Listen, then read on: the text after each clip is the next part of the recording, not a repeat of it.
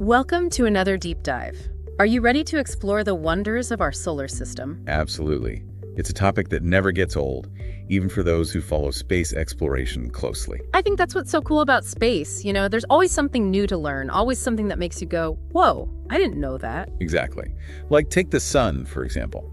Most people know it's huge, but you probably don't realize it actually accounts for like 99% of the entire solar system's mass. Yeah, that's a wild fact that always gets me. It puts things in perspective, doesn't it? It really does. It shows the sun's influence on everything in our cosmic neighborhood.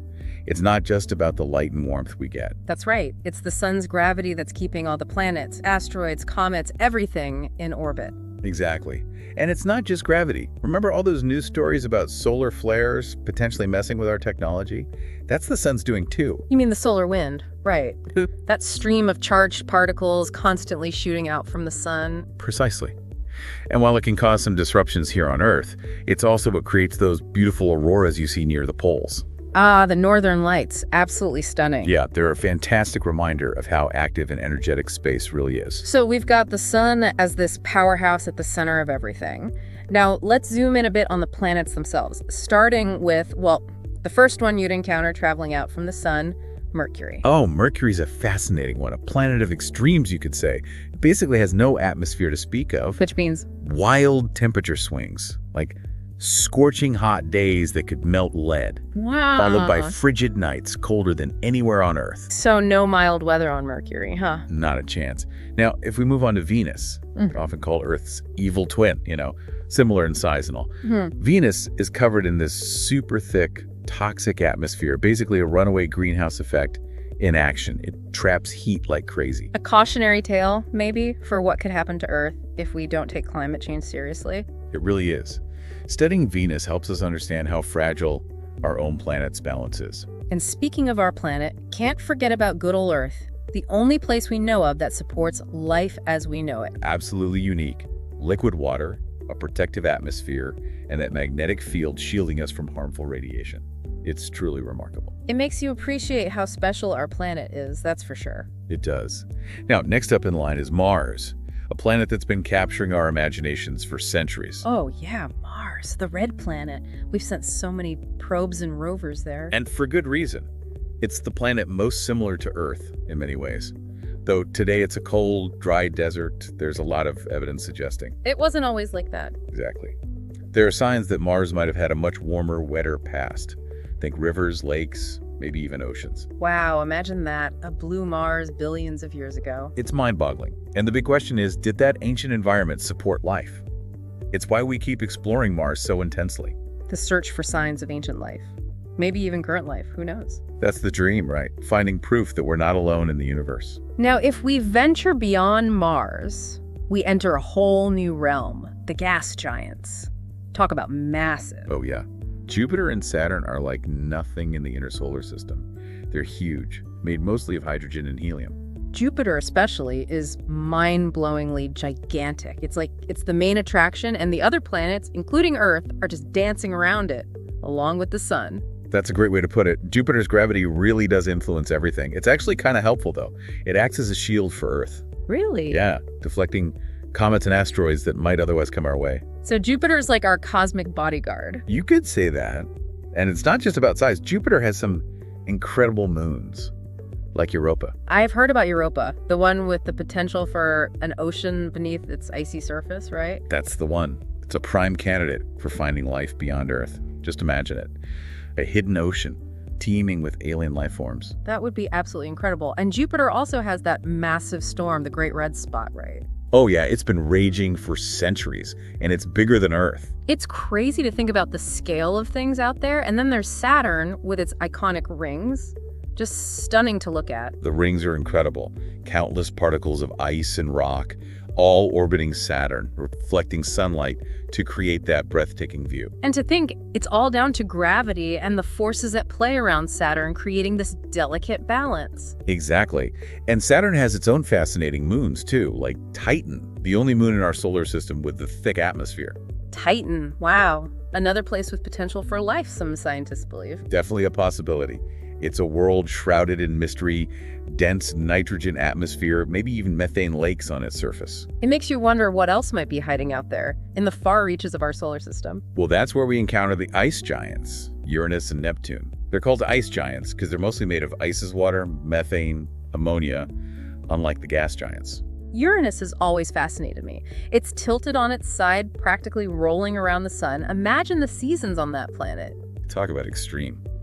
Decades of continuous sunlight followed by decades of darkness. And its magnetic field is totally unique too, unlike anything else we've seen. It's like Uranus decided to do things its own way. And Neptune, always so strikingly blue in pictures. It's that methane in its atmosphere absorbing red light and reflecting the blue, and it's far from calm. Neptune has some of the strongest winds in the solar system. Stronger than any hurricane on Earth, I bet. Absolutely. Right. Supersonic speeds. And it has its share of strange moons too, like Triton, orbiting Neptune in the opposite direction of its rotation. Oh, wow. Why is it doing that? We think it's a captured object, maybe originally from the Kuiper Belt, which is that region beyond Neptune full of icy leftovers from when the solar system first formed. Ah, the Kuiper Belt. That's where Pluto hangs out, right? The one that got demoted to a dwarf planet. Yeah. A lot of people were upset about Pluto's demotion, but it actually highlighted something important. Our knowledge about space is constantly evolving. That's true. What we know today might change tomorrow with a new discovery. Exactly. And the Kuiper Belt is full of objects we're still discovering. Yeah. It's like a cosmic time capsule from the early solar system. What else is out there in that distant, icy region? Oh, it's a treasure trove. Comets, dwarf planets, even objects that make us rethink how planets form. Some scientists even believe there might be hidden planets lurking out there. Hidden planets. That's incredible. It feels like we've barely scratched the surface of what our solar system holds. Absolutely. And then there's the Oort cloud, even further out, thought to be the source of those long-period comets we see. It's mind-boggling how vast our solar system is and how much is still out there waiting to be discovered. It truly is. It makes you realize that our little corner of the universe is just a tiny part of something much, much bigger. Well said. Exploring the solar system is always a humbling experience. It sparks wonder and makes you appreciate both the vastness of space and our place within it. Absolutely. Every new discovery brings more questions, and that's what keeps us exploring. And speaking of exploring... And that's just our solar system. Think bigger now. Way bigger. We're talking exoplanets, planets orbiting other stars. Exoplanets. It's a term we hear a lot these days, but it still feels kind of sci-fi to me, you know? Like, are we talking about planets like Tatooine from Star Wars? Well, maybe not Tatooine exactly, but the sheer variety of exoplanets we found is incredible. Giant gas planets even bigger than Jupiter, rocky planets practically hugging their stars. We've even found planets that seem to be completely covered in clouds. Wow. So there are entire worlds out there that are nothing like what we see in our solar system, but Right. How do astronomers even find these things? They're so far away, and planets don't exactly glow in the dark. It's a challenge, that's for sure. Yeah. Like trying to spot a firefly next to a giant spotlight. But astronomers have come up with some pretty clever methods. One of the most common is called the transit method. The transit method. Imagine you're looking at a star, right? Right. And a planet passes in front of it from our point of view. That planet's going to block out a tiny bit of the star's light. Ah, like a mini eclipse, but with a planet instead of the moon. Exactly. And by measuring how much the star's light dims and for how long, astronomers can figure out if there's a planet there, how big it is, and even how long it takes to orbit its star. That's pretty amazing. So we're basically seeing the shadows of these distant planets. In a way, yes. And there's another method called the radial velocity method, which uses gravity to detect planets. See, as a planet orbits a star, it actually makes the star wobble a little bit. Really? Even though the planet is so much smaller? Yep. Gravity is a powerful force. And by analyzing the light from the star, astronomers can see this wobble, and that tells them there's a planet tugging on it. So we can detect planets by the way they make their stars dance. That's awesome. But can we actually see what these exoplanets look like, or is it all just data and calculations? Most of the time, it's just the data, unfortunately. Taking a picture of an exoplanet is incredibly difficult. They're just too faint and too close to their stars to be easily visible. Makes sense. It's like trying to see a candle flame right next to a giant bonfire. A great analogy. But in a few rare cases, astronomers have managed to capture images of exoplanets, especially if they're very large and orbit far from their star. Wow, so there are actually photos of planets around other stars. Incredible. Are any of these exoplanets similar to the ones in our solar system, or are they totally alien? Some are similar, but many are unlike anything we've ever seen. There are hot Jupiters, which are gas giants that orbit insanely close to their stars, and super-Earths, rocky planets much bigger than our own. And then there are these things called rogue planets. Rogue planets, those sound kind of scary. They're not scary, just lonely, I guess. Rogue planets are planets that don't orbit a star at all. They just wander through interstellar space all by themselves. So like a planet without a sun, that's wild. How do they even form? Can they support life? Those are great questions, and scientists are still figuring a lot of that out. Rogue planets are a relatively new discovery, and they're changing our understanding of what a planet can be. It's a good reminder that space is full of surprises. But speaking of surprises, what about the big one? The question everyone wants to know. Are we alone in the universe? Now we're getting to the heart of it. It's a question that has fascinated humanity for centuries. And now that we know exoplanets are incredibly common, the possibility of life elsewhere seems even more exciting. Right. If there are so many planets out there, surely some of them must be habitable, right? Like planets with conditions similar to Earth. That's the hope. And some of the exoplanets we've found do lie in what we call the habitable zone, the region around a star where temperatures are just right for liquid water to exist. Ah, the Goldilocks zone. Not too hot, not too cold, just right for life as we know it. But just being in the habitable zone doesn't guarantee there's life, does it? Unfortunately, no. There's a lot more to it than that. A planet needs the right atmosphere, the right composition, and probably a magnetic field to protect it from harmful radiation. Yeah. It's a complex recipe. So how do we figure out if a planet is truly habitable? Or even better, if there's already life on it? That's where the search for biosignatures comes in. A biosignature is anything that provides evidence of life, past or present. Like fossils. Or maybe signs of plants or bacteria? Exactly. Or in the case of distant planets, we might look for certain gases in their atmospheres. For example, on Earth, oxygen is a strong biosignature because it's produced by living things, mostly plants. Ah, so if we find a planet with a lot of oxygen in its atmosphere, that could be a sign of life. It would definitely be a major clue. Finding methane or other gases that we associate with life would also be exciting. It would be a huge discovery. It would mean we're not alone in the universe. But finding these biosignatures must be incredibly difficult, right? These planets are so far away and their atmospheres are so thin compared to the stars they orbit. It is incredibly challenging, like finding a needle in a cosmic haystack.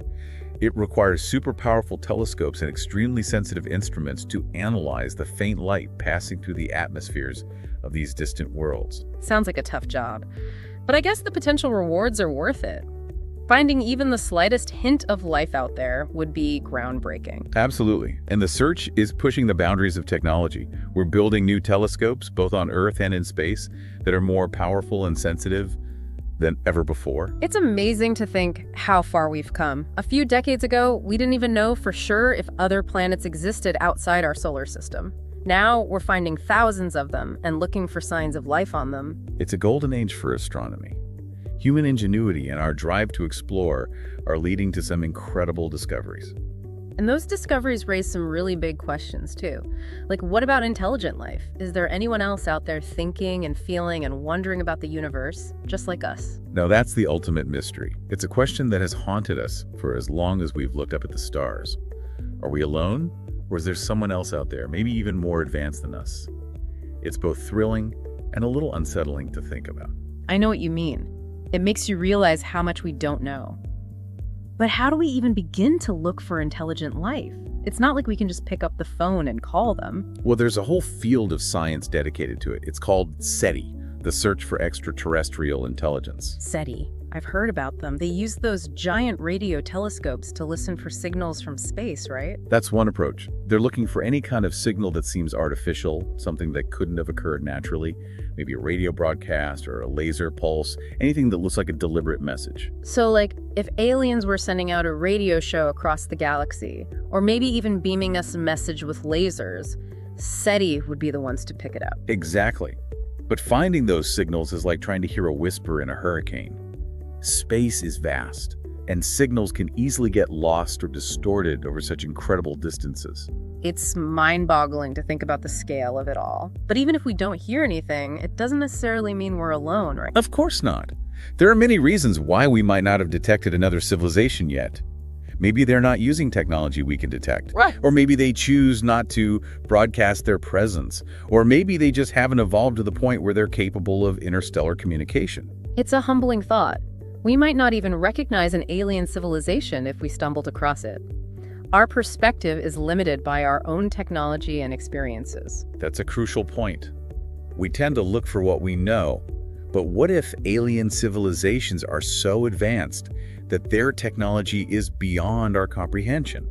What if their ways of communicating are so different from ours that we wouldn't even recognize them as signals? It's like trying to explain the internet to a caveman. It would be beyond their understanding. A perfect analogy. We need to keep an open mind and be prepared for the unexpected. We might not find what we're looking for, but we might find something even more amazing. So even though we haven't found definitive proof of intelligent life beyond Earth yet, the search itself is incredibly valuable. It forces us to expand our thinking and consider new possibilities. Absolutely. It challenges our assumptions about the universe and our place in it. And who knows, maybe one day that faint signal will come through and everything will change. It would be the biggest discovery in human history. But until then, we keep searching, we keep exploring, and we keep asking those big questions about our place in the cosmos. That's the spirit. The journey is just as important as the destination. And speaking of journeys, It's incredible to think about all these other worlds out there, but for this last part of our deep dive, let's bring things back down to Earth. Well, sort of. We've talked about exploring space, but what about our impact on it? that's a really important point. As we venture further into the cosmos, we have to acknowledge that we're not just explorers, we're also becoming caretakers of the space environment. And part of being a good caretaker is cleaning up after yourself, right? Which brings us to the issue of space debris.